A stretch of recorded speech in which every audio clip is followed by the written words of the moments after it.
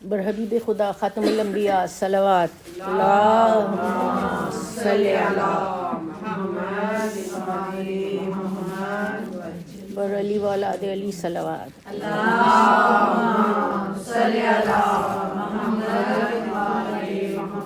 برائے خوشنود امام زمانہ بلندتر صلوات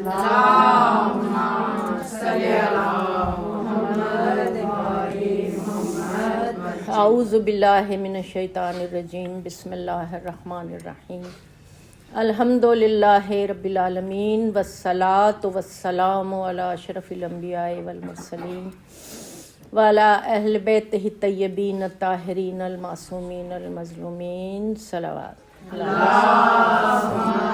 صلی علی محمد وعلی صاحب دعوت النبویہ وصولۃ الحیدریہ والعصمت الفاطمیہ والحلم الحسنیہ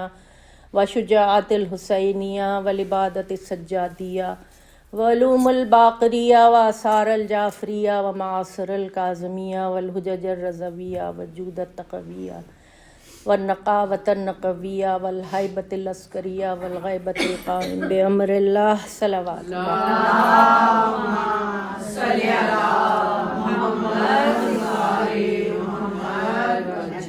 اما بعد فقد قال اللہ تعالی فی محکم کتاب بسم اللہ الرحمن الرحیم انما ولیکم اللہ ورسولہ والذین آمنوا الذین یقیمون الصلاۃ ویؤتون الزکاۃ وہم راکعون صلوات صلی علی تمام تعریفیں رب کائنات کے لیے جو اس کائنات کا پیدا کرنے والا اور پالنے والا ہے، جس کے قبضہ قدرت میں میری اور آپ کی جان ہے، جس کے حضور ہمیں حاضر ہو کر اپنے اعمال کا حساب دینا ہے، اور تمام تر درود و سلام محمد و آل محمد کے لیے جو بارگاہ حق سے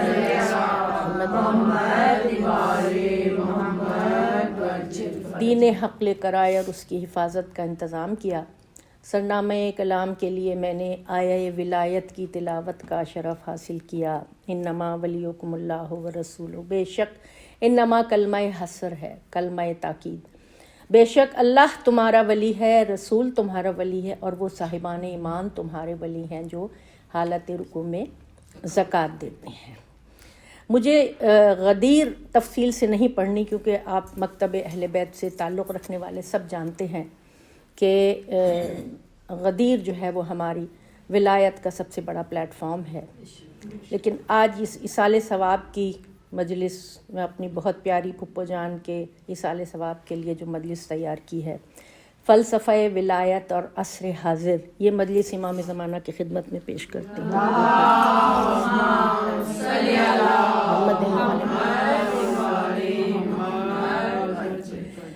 ولایت اتنی اہم کیوں ہے؟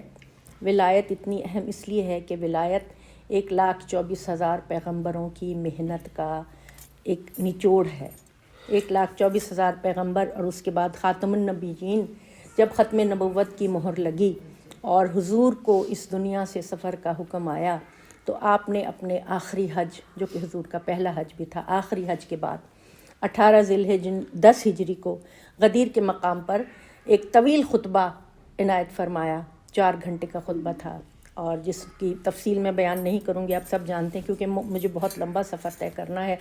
اور آپ کو 1400 سال کے سفر پہ اپنے ساتھ لے کے جانا ہے آج انشاءاللہ، اگر وقت اجازت دے گا تو۔ وہاں آپ نے جو کلیدی نقطہ تھا، جو کلیدی جملہ تھا، جو کی نوٹ تھا، وہ تھا وہ تھا کہ من کنت مولاه فہذا علی المولا۔ اس کے علاوہ اور بھی بہت ساری باتیں آپ نے بیان فرمائی تھیں۔ اب یہ جو اعلان ولایت تھا، اس کے بعد آیات نازل ہوئیں، اور اس کے بعد کہ الیوم اکملت لکم دینکم واتممت علیکم نعمتی ورضیت لکم الاسلام دینا، یہ نازل ہوئی۔ اور یہ اعلان ولایت جو تھا، یہ کوئی بہت آسان نہیں تھا۔ 3 مرتبہ جبریل آئے تھے یہ حکم لے کر، آئے بلغ لے کر 3 مرتبہ، کہ یا ایھا الرسول بلغ ما انزل الیک من ربک وان لم تفعل فما بلغت رسالتہ واللہ یعصمک من الناس، کہ اعلان فرما دیجئے جو ہم نے آپ کو جو پیغام دیا ہے، اور اگر آپ نے یہ پیغام نہ پہنچایا تو گویا رسالت کا کوئی کام ہی انجام نہ دیا، اور اللہ تعالیٰ آپ کو انسانوں سے بچائے گا۔ انوفیشلی تو حضور ہر وقت یہ بیان کرتے تھے، انوفیشلی تو اہل عرب کے سامنے مولا علی کی جو فضیلتیں بیان کرتے تھے، یہاں تک کہ اہل عرب کہا کرتے تھے یا رسول اللہ ہم سے برداشت نہیں ہوتا، آپ ہر وقت علی کی فضیلتیں بیان کرتے ہیں۔ انوفیشلی تو آپ کرتے تھے، لیکن جب آفیشلی حکم آیا اللہ تعالیٰ کا، بلغ آیت آئی، تب آپ نے 1.25 لاکھ کا مجمع جمع کیا غدیر کے مقام پر۔ جو آگے چلے گئے تھے ان کو پیچھے بلایا، جو پیچھے رہ گئے تھے ان کا انتظار کیا، نقطۂ اتصال ایک کامن پوائنٹ پہ جمع کر کے آپ نے یہ اعلان فرمایا، اور 3 دن تک بیعت ہوئی مولا علی کی۔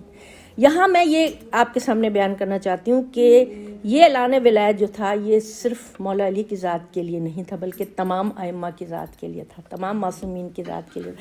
بیعت لی گئی تھی، تمام ائمہ، یعنی کہ ہمارے آخری امام کی بھی وہاں پہ غدیر میں بیعت لی گئی تھی۔ تو ہمارا آج کا جو موضوع ہے فلسفہ ولایت اور عصر حاضر،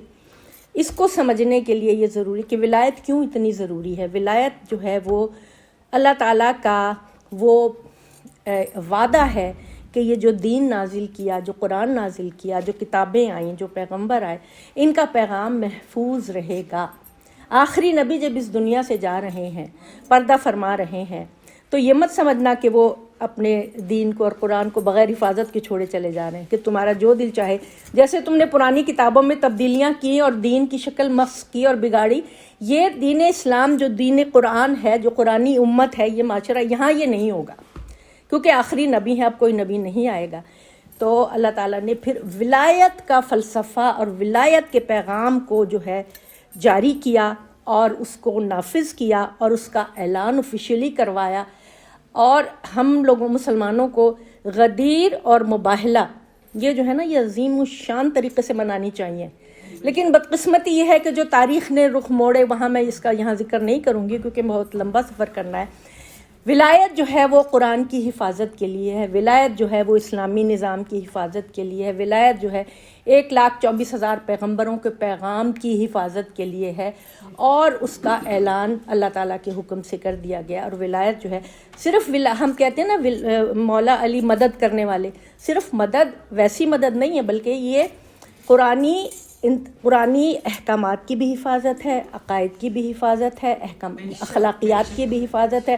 معاملات میں آپ کو کیا کرنا ہے وہ بھی حفاظت ہے، مسائل میں حلال حرام مستحب مباح مکروہ ان کی بھی حفاظت ہے، اور ان کا ابلاغ بھی ہے، ان کی تبلیغ بھی ہے، ان کو پہنچانا بھی ہے، اور کوئی اگر سوال کرے تو اس کا جواب بھی دینا ہے۔ یہ ولایت کا پلیٹ فارم پوری زندگی پر حاوی ہے۔ اور یہاں یہ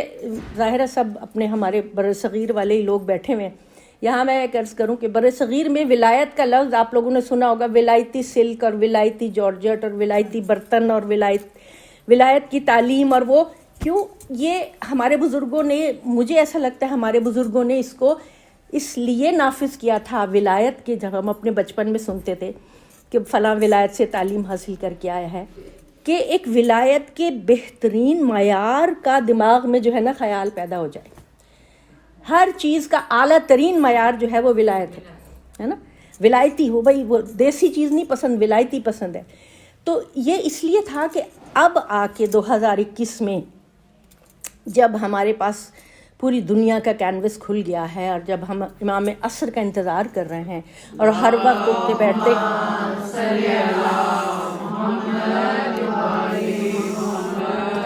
تو ہمارے ذہنوں میں ایک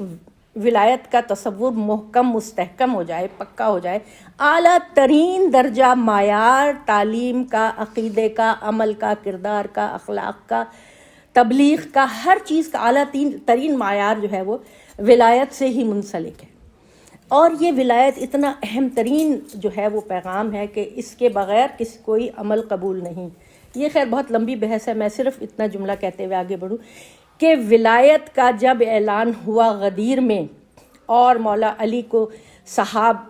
سر پہ جو ہے امامہ باندھا گیا، اور 3 دن تک بیعت ہوئی، لوگوں نے مبارکبادیاں دیں، یا علی آج سے آپ میرے اور تمام مومنین مومنات کے مولا ہو گئے، بخن بخن یا علی، بہت مبارکبادیاں ہوئیں۔ حسان بن ثابت نے بہت زبردست قصیدہ کہا، اور حضور نے عظیم الشان دعا کی سب کے سامنے کہ یا اللہ تو اس کو دوست رکھنا جو علی کو دوست رکھے، تو اسے دشمن رکھنا جو علی کو دشمن رکھے، تو اس کی مدد کرنا جو علی کی مدد کرے، تو اس کی مدد سے ہاتھ کھینچ لینا جو علی کی مدد سے ہاتھ کھینچ لے، اور حق کو ادھر موڑ دینا جدھر علی مڑے۔ عظیم الشان دعا ہے، بڑی عجیب و غریب دعا ہے کہ حق کو ادھر موڑ دینا جدھر علی مڑے۔ اب جب واپس آئے مدینے، جب واپس آئے، اذان ہو رہی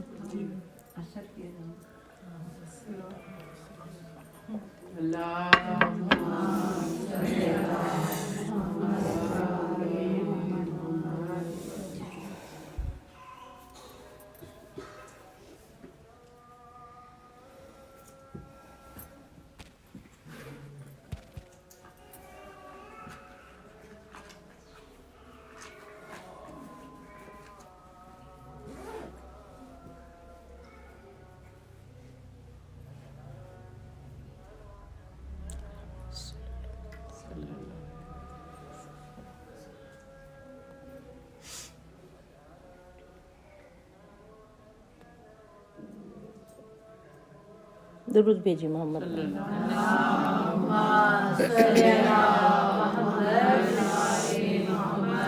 غدیر کا جو جغرافیائی مقام ہے وہ ہے کہ جہاں سے تمام عالم اسلام کو راستے جاتے ہیں، تو غدیر پہ پھر تمام لوگ اپنے اپنے گھروں چلے گئے واپس، اور لیکن جب واپس آئے اور 1.5 مہینے کے بعد جب حضور نے اس دنیا سے پردہ فرمایا تو ثقیفہ برپا ہو گیا، ولایت کے حکم کو، غدیر کے حکم کو پس پوچھ ڈال دیا۔ وہ تاریخ کا ایک انتہائی اندوہناک واقعہ ہے، اور وہ مصائب میں سے ایک سب سے بڑی مصیبت عالم اسلام کے اوپر جو ہے وہ ثقیفہ ہے، جب غدیر کو پس پوچھ ڈال دیا گیا۔ لیکن آپ یہ دیکھیں کہ صاحبان ولایت نے ولایت کا حق کیسے ادا کیا، یعنی تمام مشینری ریاست کے خلاف ہو گئی ہے، وہ تخت حکومت پر بیٹھ گئے ہیں، لیکن صاحب ولایت جو تھے، صاحب منبر سلونی، انہوں نے اپنے انداز سے ولایت کا تحفظ کیا کہ 25 سال خاموشی اختیار کی۔ اس وقت جب روما اور ایران کی سلطنتیں چاروں طرف سے حملہ آور ہونے کو تیار تھیں، اور اسلام کو جو ننھا سا پودا تھا وہیں جڑ ہی میں ختم کرنے کے درپے تھیں، تو مولا علی نے وہ ٹائم دیا 25 سال کا کہ جب اسلام کی سلطنت تھوڑی سی مستحکم ہو جائے، اور ایک فرینڈلی اپوزیشن کا رول ادا کیا۔ یہ کار ولایت تھا۔ اب میں آپ کے سامنے جب چہاردہ معصومین کے کار ولایت کو رکھوں گی تو آپ یہ دیکھیں گے ہر معصوم نے اپنے زمانے کے تقاضوں کے حساب سے ولایت کا کام انجام دیا۔ یہ عجیب و غریب بات ہے۔ اور پھر ہم دیکھیں گے کہ جب ہمارا زمانہ ہے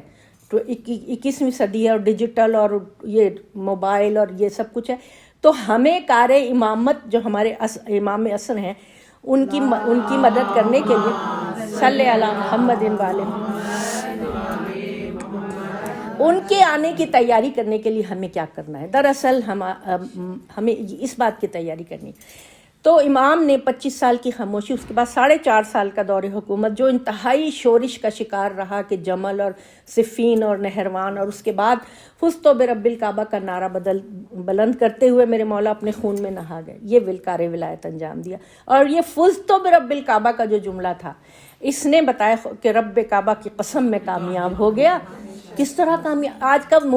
جو ہے وہ مفسر، آج کے جو پولیٹیشنز ہیں وہ کہتے ہیں کہ نعوذ باللہ علی کو سیاست نہیں آتی تھی، کہ دور حکومت میں اتنی شورشیں تھیں اور یہ تھا اور وہ تھا، لیکن مولا نے فرمایا فزت برب الکعبہ، رب کعبہ کی قسم میں کامیاب ہو گیا۔ مولا تو اس مکتب کی بنیاد رکھ رہے تھے جس کو اخیر تک جانا تھا، جس کو صدیوں کا سفر طے کر کے مجھ تک اور آپ تک پہنچنا تھا، مکتب ولایت کی بنیاد رکھ رہے تھے۔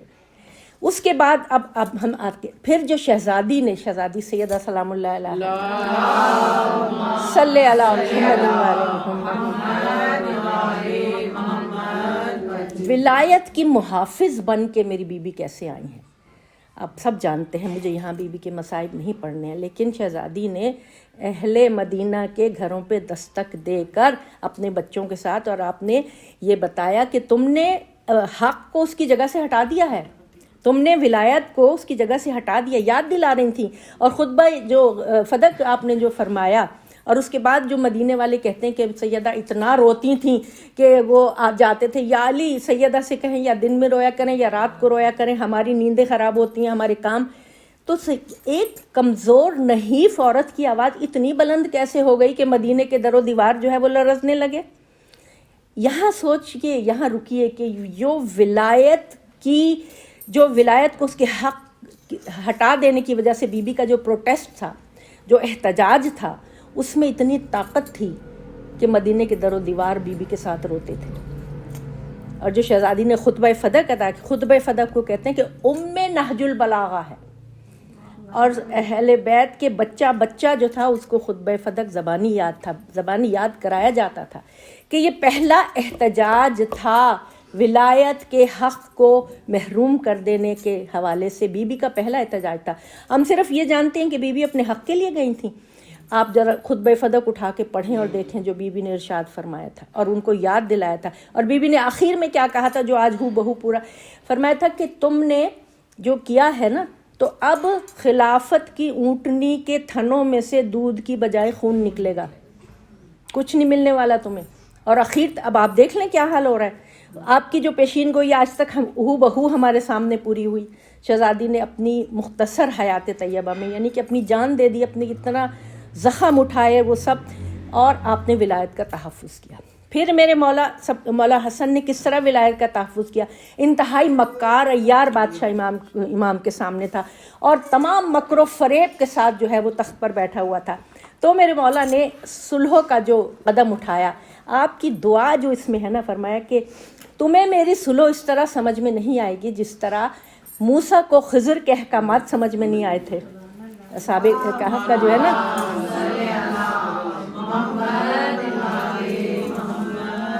موسیٰ کو خضر کے وہ سمجھ میں نہیں آئے تھے، لیکن بعد جو اصحاب کہف سورہ کہف میں جو قصہ، لیکن بعد میں جب جدا ہوئے تھے تو خضر علیہ السلام نے سب بتایا تھا. تمہیں ابھی سمجھ نہیں آئے گا، یہ بعد میں سمجھ میں آئے گا. اور پھر بعد میں جب مولا حسین کربلا گئے ہیں اور کربلا برپا ہوئی ہے اور پورے عالم اسلام میں ایک تہلکہ مچ گیا تھا، اور وہ خونی المیہ جو آج تک سب کو خون کے آنسو رلا رہا ہے، ولایت کے تحفظ کا یہ انداز میرے مولا حسین نے اختیار کیا تھا. کیونکہ اس وقت یہ تھا کہ وہ ملعون، وہ جو کہتا تھا نہ کوئی فرشتہ آیا نہ کوئی وحی آئی، بنی ہاشم نے ایک ڈھونگ رچایا تھا تخت و تاج حاصل کرنے کے لیے. اس وقت کا تقاضا یہ تھا کہ اپنے خون سے اسلام کو سینچا جائے، اور مولا حسین نے یہ کر کے دکھایا، اور مولا حسین کے ساتھیوں نے اور اولاد نے یہ کر کے دکھایا. اور یہاں ولایت کا تحفظ مولا حسین کے بعد امام نے تو کیا، چوتھے امام نے تو کیا، یہاں شہزادی زینب سلام اللہ علیہ ہے. ثانیہ زہرا نے اسی طرح تحفظ کیا ولایت کا جس طرح شہزادی سیدہ سلام اللہ علیہ نے کیا. اب جب چوتھے امام کا وقت آیا تو بنی امیہ کا وہ تاریک دور تھا کہ جہاں درس و تدریس کی کوئی اجازت ہی نہیں تھی، اور یہ لوگ اتنے خوفزدہ تھے کربلا کے واقعے کے بعد کہ ہر قسم کے دروازے بند کر دیے تھے امام کی تبلیغ و ترویج و اشاعت کے اوپر. تو امام نے دعاؤں کا راستہ اختیار کیا. دیکھیے ہمارے امام زین العابدین علیہ السلام نے دعا صلی اللہ محمد ہر موقع پہ اسٹریٹجی ڈیفرنٹ تھی. یہ میں آپ کے سامنے عرض کرنا چاہ رہی ہوں، ہر امام کے زمانے کے حالات مختلف تھے. تو ولایت اس پانی کی طرح سے ہے کہ جس برتن میں جاتی ہے وہ اس کا رنگ اختیار، اس کا وضع اختیار کر لیتی ہے. تو امام نے دعاؤں کے ذریعے، اچھا اب دعائیں آپ اٹھا کے دیکھیں صحیفہ سجادیہ کی دعائیں جو ہیں وہ اس میں عقائد بھی ہیں، اس میں اخلاقیات کی تعلیمات بھی ہیں، اس میں معاملات کی تعلیمات بھی ہیں، اس میں کردار سازی بھی ہے، اس میں تزکیہ نفس بھی ہے، اس میں تصفیہ نفس بھی. پورا نصاب تعلیم جو ہے نا اسلامی تعلیمات کا، قرآنی تعلیمات کا نصاب تعلیم صحیفہ سجادیہ میں موجود ہے. اب امام نے وہ نصاب جو تھا اپنا کار ولایت اس طرح انجام دیا چوتھے امام نے کہ آپ نے اپنے بیٹوں کو وہ دعائیں لکھوائیں، 2 بیٹوں کو لکھوائیں، امام محمد باقر علیہ السلام کو اور جناب زید شہید. اس زمانے میں چھاپا خانہ تو ہوتا نہیں تھا، ظاہر ہے وہ 2 جب ان کو ملا کر دیکھا گیا، یہ بھی ایک لمبی داستان ہے انشاءاللہ پھر کبھی، ملا کر دیکھا گیا تو صحیفہ سجادیہ کی دونوں وہ نسخے بالکل ایک جیسے تھے. اس کے بعد لوگوں نے وہ نسخے حاصل کر کے اور قلمی نسخے ان کے بنانے شروع کیے. پھر جب چھاپا خانہ آیا تو پھر لوگوں نے ان کو مختلف زبانوں میں بھی ترجمہ کر کے پوری دنیا میں پھیلایا. یہ وہ نصاب تھا جو پہلی صدی کے اخیر میں امام نے تیار کر کے رکھ دیا تھا، کیونکہ آنے والے 5ویں اور 6ٹھے امام کے زمانے میں جو یونیورسٹیز قائم ہونے والی تھیں، آپ نے پہلے سے ان کا نصاب تیار کر دیا. امام محمد باقر علیہ السلام اور امام جعفر صادق علیہ السلام، اللہم صلی علی محمد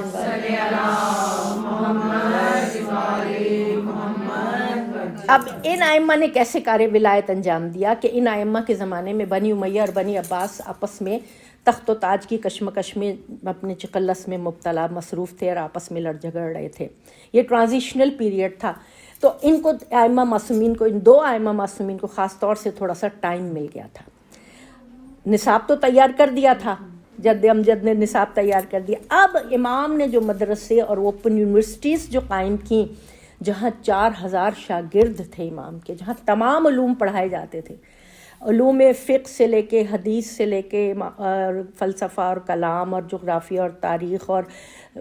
فزکس اور کیمسٹری اور بایولوجی اور اسٹرانومی اسٹرالوجی، کون سا علم الابدان،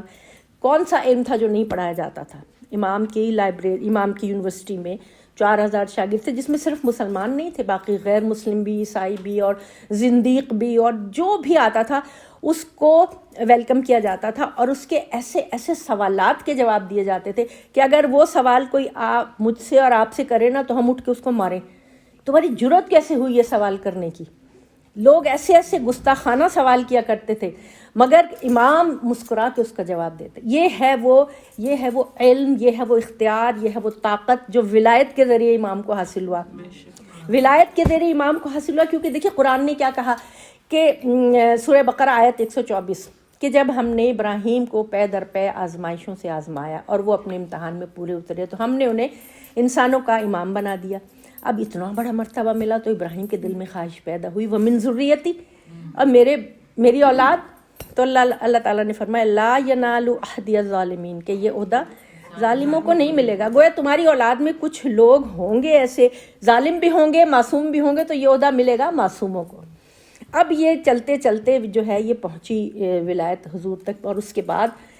حضور نے، دیکھیے قرآن کی یہ آیت ہے، اور حضور نے اپنی حیات طیبہ میں 12 ائمہ کا تعارف کرایا ہے. یہ متفق علیہ احادیث ہیں، اس میں کوئی اختلاف نہیں ہے. 12 ائمہ میری اولاد میں سے، سیدہ کی اولاد میں سے ائمہ معصومین ہوں گے. یہ وہ امامت اور یہ وہ ولایت چلتی چلی آ رہی ہے جو ابراہیم علیہ السلام کے لیے اللہ تعالیٰ نے انعام میں عطا کی تھی، انسانوں کا امام بنا دیا، اور پھر انہی لوگوں کو جو معصوم تھے انہی لوگوں کو ولایت کے لیے منتخب کیا. کیونکہ یہ دیکھیے یہ بہت بڑی ذمہ داری ہے کہ اللہ کے پیغام کو بالکل اسی طرح امانت کے طور پر ایک نسل سے دوسری نسل تک پہنچا دیں. ہر ایک کے بس کی بات نہیں ہے. پرانی جو کتابیں تھیں ان میں تبدیلیاں کیوں ہوئیں؟ کیونکہ وہاں ولایت کا عہدہ نہیں تھا، وہاں ولایت کا انسٹیٹیوشن نہیں تھا. توریت اور انجیل اور زبور کیوں بدل گئی؟ وہ علماء کے ہاتھ میں تھی نا، علماء کے ہاتھ میں تھی تو انہوں نے جو دل چاہا بڑھایا، جو دل چاہا گھٹایا. یہاں تو محافظ اللہ تعالیٰ نے مقرر کیے، یہاں محافظ ایسے کہ جنہوں نے اپنا خون دے کے اس کی حفاظت کی. اللہ تعالیٰ نے فرمایا انا نحن نزلنا الذکر وانا لہ لحافظون، بے شک ہم ہی نے یہ ذکر نازل کیا اور ہم ہی اس کی حفاظت کرنے والے ہیں. اب حفاظت کیسے ہوئی؟ اللہ نے چاہا کہ اسلام کی حفاظت ہو، قرآن کی حفاظت ہو، اور حسین نے یہ فیصلہ کیا کہ کیسے حفاظت ہو. امام زین العابدین علیہ السلام نے یہ فیصلہ کیا کہ کیسے حفاظت ہو. 5ویں امام نے یہ فیصلہ کیا کہ کیسے حفاظت ہو. 6ٹھے امام نے یہ فیصلہ کیا کہ کیسے حفاظت ہو. اب علم پھیل گیا چاروں طرف، اور میں مختصر ایک آپ کے سامنے بس جابر ابن حیان کا ذکر کروں کہ بہت مشہور ہے کہ وہ امام کے شاگرد تھے. اپنا ہر باب وہ قرآن کی ایک آیت سے شروع کرتے ہیں اور کہتے ہیں قال جعفر صادق علیہ السلام. اور یہ ان کی کتابیں یورپ کی لائبریریز میں موجود ہیں، یورپ کی یونیورسٹیوں میں پڑھائی جاتی رہی ہیں، اور حال ہی میں فرانس میں اس پہ ریسرچ ہوئی ہے پچھلے 100 سال پہلے. اور وہ سپر مین ان اسلام جو کتاب آئی ہے نا، اس میں 25 غیر مسلم ہیں اور 2 مسلمان ہیں صرف، جنہوں نے ریسرچ کیا امام جعفر صادق علیہ السلام کے اوپر. وہ کتاب کبھی پڑھنے لگے نا، وہ ایک پیراگراف سے دوسرا پیراگراف ہمارے تو اوپر سے ہی گزر جائے سمجھ. اتنی لیٹسٹ ماڈل آیا سپر برین ان اسلام، اتنی گہرائی ہے اس میں، اور امام کے علوم کا جو ہے وہ نچوڑ انہوں نے اس میں سمجھنے کی کوشش کی ہے. مختصر آپ کے سامنے عرض کروں کیونکہ مجھے بہت لمبا سفر کرنا ہے. اب یہ علوم پھیل گئے، 4000 شاگرد پورے عالم اسلام سے آتے تھے، اور ان کو یہ حکم تھا کہ اپنے اپنے ملکوں میں جا کر یہ علم پھیلاؤ. اور جو آپ کے شاگرد تھے جابر ابن حیان تھے، ابن الحسن تھے، ابن سینا تھے، محمد ابن مسلم تھے، فارابی تھے، اور یہ بہت سارے محمد وہ لوگ جو تھے کئی 100 کتابوں کے مصنف تھے یہ لوگ، اور ان کی کتابیں پورے عالم اسلام میں پھیلی ہوئی تھیں، اور سب بتاتے تھے کہ یہ اہل بیت کا علم ہے، یہ ان ولیوں کا علم ہے جو قرآن کی حفاظت پر مامور ہیں، یہ ان کا علم ہے جو حضور کے جانشین ہیں، یہ ان کا علم ہے جو قرآن کی تفسیر کرنے کے یقیناً اہل ہیں، جو احادیث کے جن کے سینے میں احادیث موجود ہیں۔ تو یہ یہاں تک چھٹے امام تک۔ اب جب اتنا زیادہ ایک ہیبت پورے عالم اسلام میں پھیل گئی، اب بنی عباس کا دور تھا، جب ہیبت پھیلی، بنی امیہ کے خلاف تو نفرت کربلا کے بعد پورے عالم اسلام میں پھیلی گئی تھی، کربلا کے بعد جب معصومین کے یہ سلوک ہوا۔ اب کیا تھا، بنی عباس نے انتہائی چالاکی سے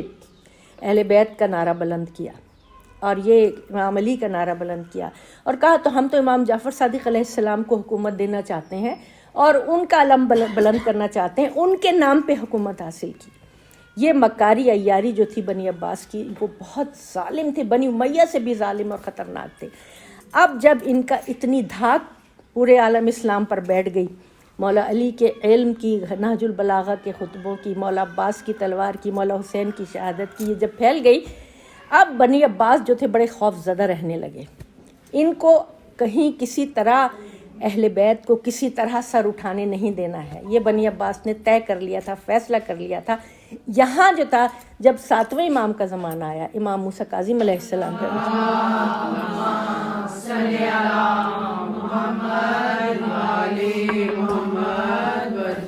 امام کی جان خطرے میں تھی، امام کی جان خطرے میں تھی۔ آپ ہم لوگ پڑھتے ہیں امام موسیٰ کاظم علیہ السلام کی زندگی قید خانے میں گزری۔ افسوس کی بات یہ ہے کہ اس پر ریسرچ نہیں کی گئی، ساری زندگی قید خانے میں نہیں گزری تھی، یقیناً 5 قید خانوں میں رہے تھے، بصرہ کے اور کوفہ کے اور شام کے، وہ رہے تھے اس میں، لیکن زیادہ تر زندگی امام کی جو تھی وہ اس طرح تبلیغ کرتے ہوئے گزری۔ 7ویں امام نے کار امامت ایسے انجام دیا کہ تقیہ کا اصول اختیار کیا، اور آپ نے سب کو کہہ دیا تھا، آپ بھیس بدل کے جو تھے، ایک دیہات سے دوسرے دیہات، دوسرے دیہات سے تیسرے دیہات جاتے تھے تبلیغ کرنے کے لیے، اور لوگوں کو منع کر دیتے تھے کہ اگر کوئی پوچھے میرے بارے میں تو تم مت بتانا، کیونکہ اس وقت ولی کی جان کو خطرہ تھا، تو ولی کی جان بہت اہم ہوتی ہے کسی بھی تحریک کو آگے چلانے کے لیے۔ تو 7ویں امام نے تقیہ کے ذریعے کار ولایت انجام دیا، اور بہت عظیم الشان اس میں تقیہ کے اصول بیان کیے اور وہ سب کچھ کیا۔ آپ دیکھیں گے تو تاریخ میں تفصیل میں نہیں جا سکتی اس وقت، تو دیکھیے 7ویں امام نے اس طرح کار ولایت انجام دیا۔ اچھا، اب جب 8ویں امام کا زمانہ آیا، اب بنی عباس نے ایک چال چلی، انہوں نے کہا کہ وہ ہے نا when you cannot beat them join them، کہنے لگے اب ان کو تو ہم کسی طرح شکست نہیں دے سکتے، علویوں کی حمایت حاصل کرنے کے لیے ہم کیوں نہ فرزند رسول کو ولی عہد بنا لیں۔ امام رضا علیہ السلام، درود بھیجیے محمد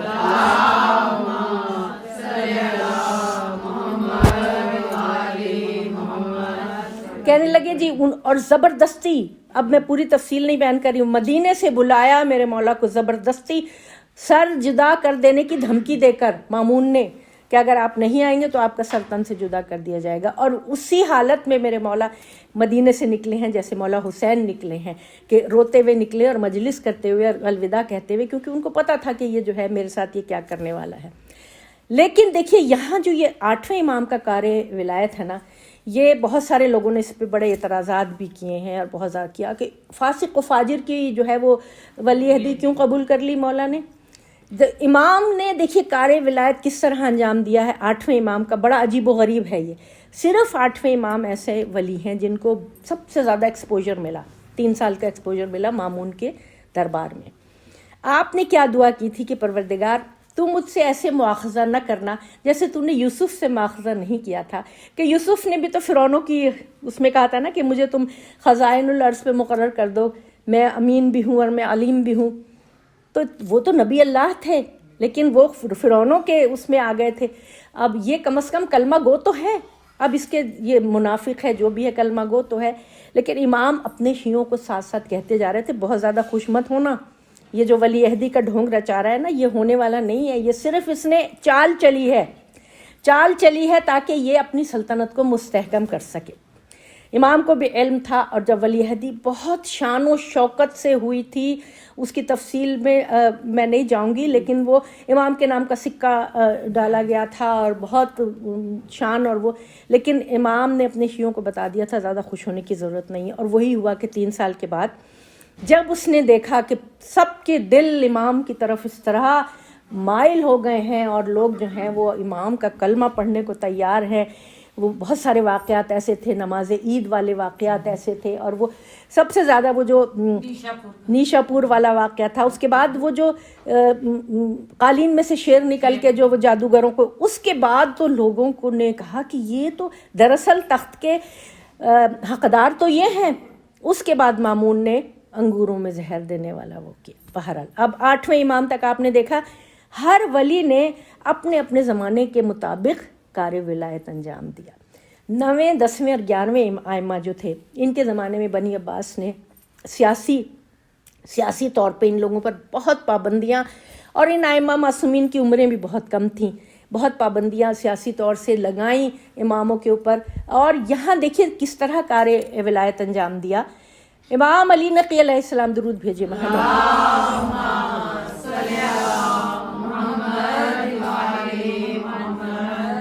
زیارت جامعہ تعلیم کی، اور زیارت جامعہ جو ہے آپ اگر اس کا ترجمہ اٹھا کے دیکھیں تو ائمہ معصومین کی معرفت کا وہ ایسا دریا ہے کہ انسان کی عقلیں حیران رہ جاتی ہیں کہ کیا ان کی معرفت، کیا ان کا بلند ترین مقام ہے، اور ہمیں ان کی فالو کرنا ہے اور ہمیں ان کے نقش قدم پہ چلنا ہے۔ اس کے بعد امام حسن عسکری علیہ السلام کی تفسیر ہے، اور اس کے بعد جب یہ تینوں اماموں کا وقت ختم ہوا اور آخری امام کی جب غیبت ہوئی ہے، اب یہاں بالکل مختصر کہ غیبت صغریٰ اور غیبت کبریٰ۔ غیبت صغریٰ جب ہوئی ہے کہ جب بادشاہ امام 11ویں امام کا انتقال ہوا، اور امام آئے نماز پڑھانے کے لیے، 5 سال کا بچہ ہے، چاند سا چہرہ ہے، چچا نماز پڑھانے کھڑے ہوئے تھے تو امام نے فرمایا چچا ہٹیے، امام کی نماز جنازہ صرف امام ہی پڑھا سکتا ہے۔ اس وقت دنیا نے دیکھا کہ حسن عسکری کا فرزند ہے، کیونکہ امام کی پیدائش کو بھی خفیہ رکھا گیا تھا، ایک طرح سے سیکرٹ، بالکل جیسے سیکرٹ ایجنسیز ہوتی ہیں نا، تو وہ سامرہ میں بہت خوف، آج بھی دیکھ لیجئے سامرہ میں یہی خوف کا منظر ہے نا، تو وہاں سیکرٹلی رکھا گیا تھا۔ اور 70 سال 72 سال غیبت صغریٰ رہی ہے، جس میں 4 نائبین اربعہ تھے۔ یہاں کار ولایت جو تھا امام نے غیبت صغریٰ میں بھی جاری رکھا، ان نائبین جو تھے ان کے ذریعے سے امام کے احکامات آتے تھے، توقیع آتی تھی، معاملات جاتے تھے، خمس امام کو جاتا تھا، سوال و جواب دیے جاتے تھے۔ اور جب چوتھے سمری جو تھے، جب غیبت کبریٰ ہونے لگی تو سمری کو مولا کی توقیع ملی کہ اب تم اپنے کسی کو نائب مقرر نہیں کرنا، اب غیبت کبریٰ ہونے والی ہے۔ اور اب دل اتنے اب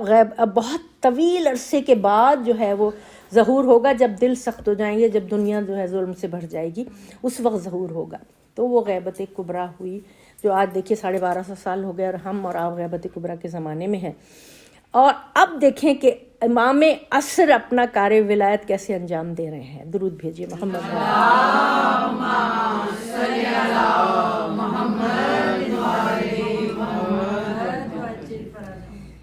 سورہ توبہ میں ارشاد ہے کہ یہ تو ہو نہیں سکتا کہ تم میں سے سب لوگ اپنے گھروں سے نکل جائیں اور علم دین حاصل کریں اور تبلیغ کریں۔ ہاں، تم لوگوں میں سے کچھ لوگ ایسے ہونے چاہیے جو اپنے گھروں سے نکلیں جائیں اور علم دین حاصل کریں، اور پھر واپس آئیں اپنے جگہوں پر، اور پھر ڈرائیں، اللہ کے عذاب سے ڈرائیں اور خوشخبری دیں۔ اس اصول کے تحت جو ہے وہ غیبت کبریٰ کے دوران یہ جو ہمارا نظام مرجعیت ہے، اور یہ نظام اتحاد ہے، اور نظام تقلید جو ہے نا، یہ قائم ہوا اس زمانے میں۔ بڑے بڑے علماء، ہمارے شیخ صدوق اور شیخ مفید اور شیخ طوسی، بڑے بڑے علماء، انہوں نے کس طرح اپنے اپنے زمانے میں غیبت کے باوجود، غیبت کبریٰ ایسے ہے جیسے سورج جو ہے وہ بادلوں کی اوٹ میں ہے، امام موجود ہیں، تمام امام کے فیوز جو ہیں وہ دنیا میں اسی طرح جاری ہیں، فصلیں پکتی ہیں، موسم بدلتے ہیں، پھل پکتے ہیں، اور بارش ہوتی ہے، اور سب میری اور آپ کے اعمال شب جمعہ امام کی خدمت میں پیش کیے جاتے ہیں۔ اگر وہ اچھے ہوتے ہیں تو امام ان کی قبولیت کی دعا کرتے ہیں، اور اگر وہ اچھے نہیں ہوتے تو امام بہت رنجیدہ ہو جاتے ہیں ہمارے آپ کے اعمال دیکھ کر.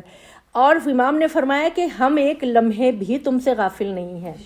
اگر ہم ایک لمحے بھی تم سے غافل ہو جائیں نا تمہارے دشمن تمہیں کہیں کا نہ چھوڑیں, ریزہ ریزہ کر دیں تمہارے لیے. اور اس کے بعد آپ سب جانتے ہیں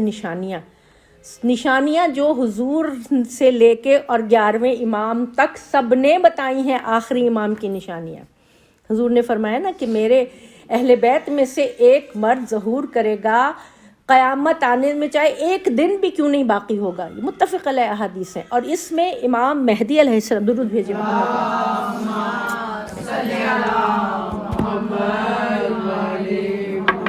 یہ عقیدہ سب تمام مکاتب فکر جو مسلمانوں کے ہیں ان میں یہ عقیدہ موجود ہے. صرف تھوڑا سا فرق یہ ہے کہ ہمارے جو بھائی ہیں وہ یہ سمجھتے ہیں کہ وہ بھی پیدا ہوں گے, اور نام اور سب پہ اتفاق ہے, نشانیوں پہ اتفاق ہے, اس پر بھی اتفاق ہے کہ ان کے بعد حضرت عیسیٰ تشریف لائیں گے, اس پر بھی اتفاق ہے کہ دجال آئے گا, اور اس پر بھی اتفاق ہے کہ جنگیں ہوں گی اور غزوہ ہند ہوگا, اور خراسان سے کالے جھنڈے, جو موٹی موٹی نشانیاں ہیں, خراسان سے کالے جھنڈے جو ہوں گے وہ آئیں گے, اور کس طرح دجال آئے گا, اور کس طرح امام کی تلوار جو ہے وہ جناب داؤد کی طرح فیصلہ کرے گی. کوئی عدالت لگانے کی ضرورت نہیں ہوگی, امام پیشانی سے پہچان لیں گے کون مجرم ہے کون وہ ہے, اور اس کی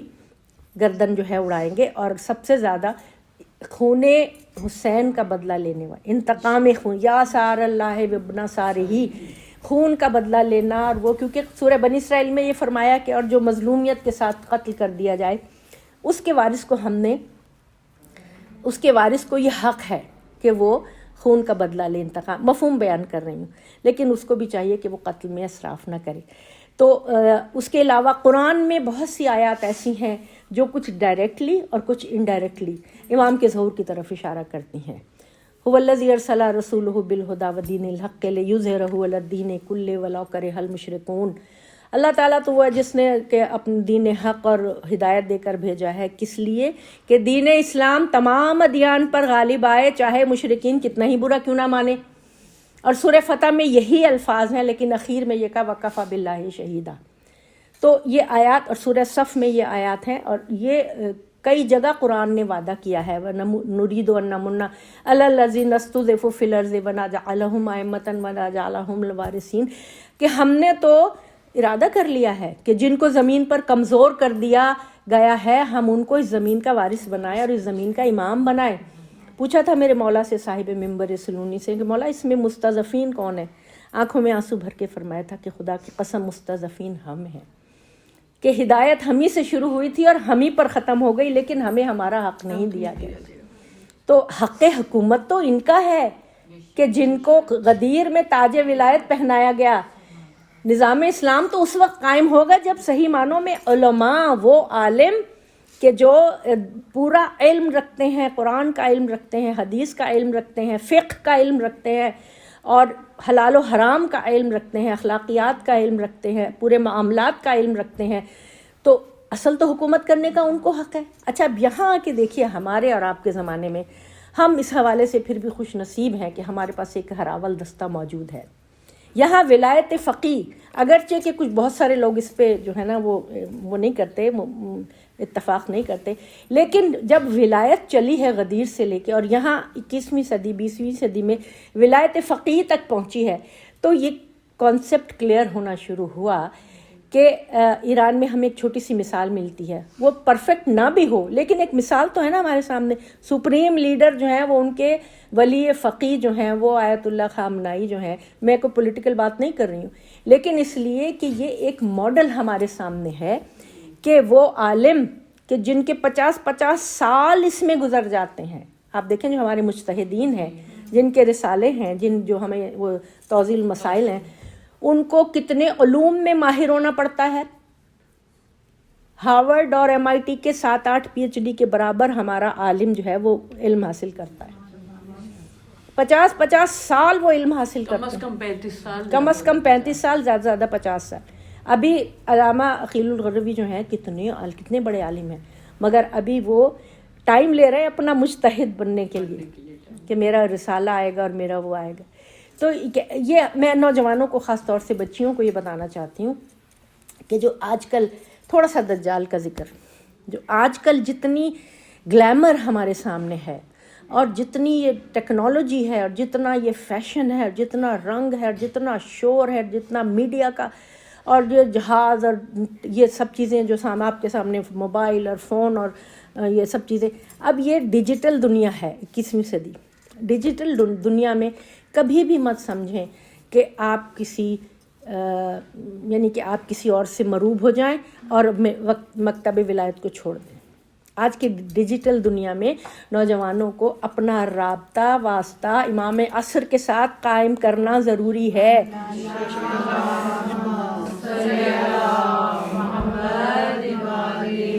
اور نشانیاں ہیں، وہ نشانیاں تو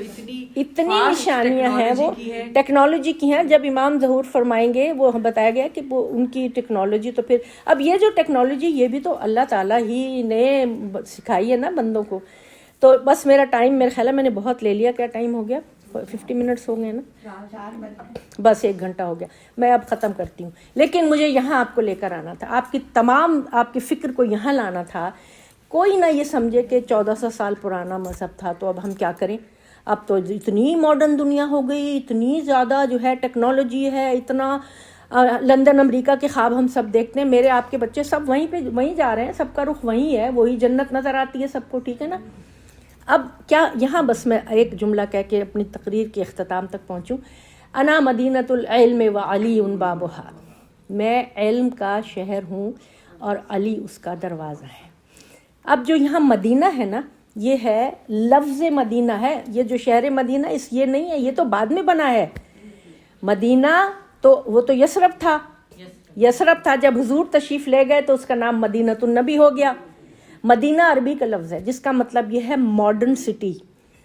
جدید شہر. اب جب حضور نے فرمایا انا مدینۃ العلم، تو ایسا ہے جیسے حضور ٹوکیو، نیو یارک، پیرس، بہترین شہر سنگاپور اور یہ جو دنیا کے سب سے بڑے بہترین شہر ہیں نا، اپنی ٹیکنالوجی کے حساب سے، اپنی ترقی کے حساب سے، اپنی صفائی کے حساب سے، اپنے ہر قسم کی فیسلٹیز، ہسپتال اور ایجوکیشن اور اسکول ان کے لحاظ سے جو ہے نا،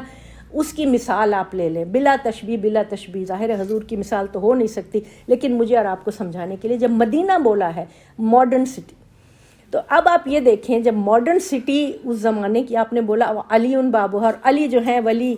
جن کے سر پہ تاج ولایت ہے، جن کے جو صاحب حل عطا ہیں، جو صاحب ممبر سلونی ہیں، جو علم کا وہ دروازہ ہیں کہ جن سے گزر کے جو ہے وہ حضور تک پہنچا جاتا ہے. تو بچوں کو یہ سمجھنا چاہیے کہ آج کے دور میں بھی آپ کو اگر اعلیٰ ترین ترقی کی طرف جانا ہے تو آپ کو اسی دروازے سے، یہی دروازہ ہے جو امام عصر تک پہنچاتا ہے. یہی دروازہ ہے صلی اللہ محمد وآل محمد. یہی وہ دروازہ ہے جو ہمیں اس رسی تک پہنچاتا ہے جو کہ واعتصموا بحبل اللہ جمیعا ولا تفرقوا، جو اللہ کے اور ہمارے درمیان ایک رسی قائم ہوئی ہوئی ہے، یہ وہیں تک ہمیں پہنچاتا ہے. یہ بتاؤ کہ دین کو کمتر سمجھ کے آپ ذہنی طور پہ ترقی نہیں کر سکتے. نہیں، کبھی نہیں کر سکتے، کیونکہ ہمارے بدقسمتی یہ ہے کہ دین کی تعریف جو ہم لوگوں نے لی ہے نا، وہ جاہلوں سے لی ہے، جو چاروں طرف، اور خاص طور سے یہ ہمارے دشمنوں کا ایجنڈا ہے کہ دین کو اس طریقے سے بدنام کرو. وہاں اب یہ جو آپ جہاں جاتے ہیں ٹیررزم اور یہ اور وہ اور جو کچھ ہو رہا ہے، میں اس کا ممبر پہ وہ بیان نہیں کر سکتی، لیکن ہم لوگ جو ہے نا اس حوالے سے ہمیں بیدار ہو جانا چاہیے، اس حوالے سے ہمیں گریجویٹ ہو جانا چاہیے کہ دین جو ہے نا وہ لیٹسٹ اعلیٰ ترین جدید ترین جو ہمیں کوئی چیز مل سکتی ہے نا، وہ ہمارے دین سے مل سکتی ہے. اور وہ اس کے لیے ہمیں تحقیق کرنی ہے، اس کے ہمیں ترقی کرنی ہے، اس کے حوالے سے ہمیں مطالعہ کرنا ہے، اس کے حوالے سے ہمیں قرآن کو پکڑ کے رکھنا ہے، اس کے حوالے سے اہل بیت کی زندگیوں کا مطالعہ کرنا ہے، تاریخ کا مطالعہ کرنا ہے، ان کے اخلاق کا مطالعہ کرنا ہے، ان کے معاملات کا مطالعہ کرنا ہے. اس کے بغیر ہم جو ہے اپنا فرض ادا نہیں کر سکتے. اور آج کے ولی کی فوج میں ہم نہیں شامل ہو سکتے، جو کہ وہ اب انشاءاللہ وہ تشریف لائیں گے. ظاہر ہے وہ تو ہمیں پتہ ہے آئیں گے اور وہ دنیا میں عدل قائم کریں گے. اس وقت ہم دعا کرتے ہیں نا، ہر وقت ہر نماز کے بعد اور اس کے بعد مجلس کے بعد دعا کرتے ہیں نا امام عصر کے لیے. تو اب یہ دعا ہے کہ ہم اپنے آپ کو تیار کریں کہ آج کے ولی کی فوج میں ہم کس طرح شامل ہوں گے. بس اب مصائب کی منزل یہ کہ جب آج کے ولی کی وہ جو مرثیہ ہے نا امام کا، کہ میرا سلام ہو ان کے اوپر کہ جن کی جو پسلیاں ریزہ ریزہ ہو گئی، جن کو ان پسلیوں پر میرا سلام ہو کہ جن پر گھوڑے دوڑائے گئے، جو ریت کے ساتھ کرچی کرچی ہو گئی، میرا سلام ہو ان رخساروں پر کہ جس کا رنگ کربلا اور کوفے اور شام کے درمیان بدلتا رہا، میرا سلام دے امام ہر وقت انتظار میں، امام خون کے آنسو روتے ہیں، امام کو اذن ملے، اذن کی اجازت میں کہ دشمنوں سے انتقام لے۔ آپ دیکھتے ہیں کربلا میں سرخ رنگ کا جھنڈا لہرا دیا جاتا ہے انتقام کے۔ میرے مولا میں آپ سے پوچھتی ہوں، آپ جب تشریف لائیں گے کیسے خون اصغر کا کیسے انتقام لیں گے؟ جناب زینب کی چھنی ہوئی چادر کا، ان لمحوں کا کیسے انتقام لیں گے کہ جب اہل بیت گھنٹوں کھڑے رہے دربار میں جانے کے لیے، اس کا کیسے انتقام لیں گے کہ جب نبی زادیوں کو درباروں میں کھڑا رکھا گیا اور بنی امیہ نے اپنے تمام ہتھیار استعمال کر لیے، جس میں تیر و تبر، جس میں تیغ، جس میں بھالے، جس میں نیزے تھے، اس کے علاوہ اس میں تمام توہین کے ہتھیار بھی تھے،